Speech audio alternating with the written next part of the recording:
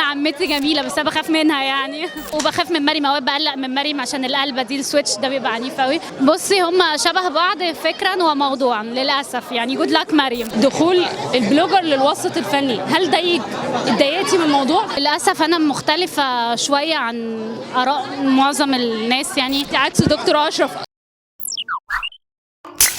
مايا، انا برحب بيكي معايا في وانتك النهارده. كلميني وانت موجوده في عرس لنقابه المهن التمثيليه وبتاعت فتره كبيره جدا لدكتور اشرف زكي، وحضورك النهارده والله انا ببقى فخوره. انا يعني ده بياخد من وقته معانا كعيله بس لما بنيجي ونشوف حاجات زي كده ونشوف مجهود قد ايه هو تعبان عشان يوصل لحاجه زي كده، كل حاجه تانية بتهون وبنفهمها يعني. احترامه لزملائه وللناس اللي هو يعني مسؤول عنهم دي حاجه كبيره قوي يعني. انا عارفه ان انت مش حابه تدخلي التمثيل كممثله، انت حابه تدخلي في مجال الفن كمخرجه، وفعلا درستي كده.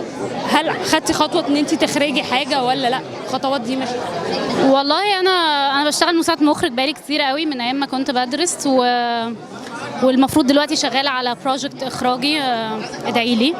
واخرجت حاجات اللي هي في المعهد وافلام قصيره ومشاريع بره كده وخلاص، بس اول خطوه اخراجيه ان شاء الله قريب. قد ايه بيساعدك دكتور اشرف وروجينا؟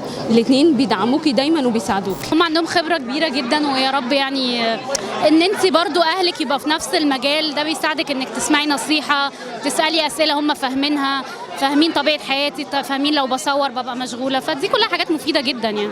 قد ما في حاجه حلوه ان هم بينصحوكي، قد ما في ضريبه للهجوم دخولكم الوسط الفني. قابلتوها اكيد. احنا يعني انا حساسه شويه في الموضوع ده، ان انا دارسه وبشتغل وبجتهد وما بحبش ناس.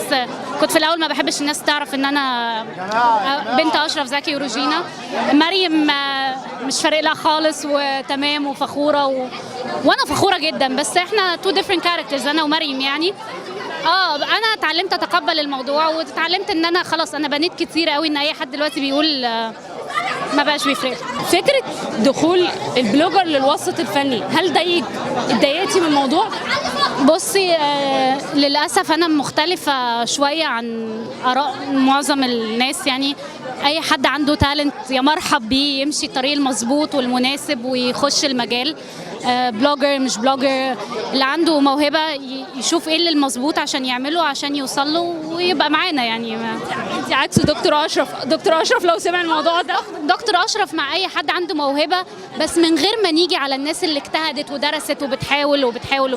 احساس وحش قوي ان انت تبقي بتدرسي وبتبذلي مجهود رهيب في انك وما تلاقيش فرصتك، ويجي حد كده فجاه يقوم واخد الفرصه من غير اي سلم. شفتي ازاي تشبيه مريم باستاذه ماجده زكي، تشبيههم ببعض، ان الناس شايفه ان هم شبه بعض جدا، وارثه منها حاجات كثيره جدا؟ بصي هم شبه بعض فكرا وموضوعا للاسف يعني. جود لاك مريم.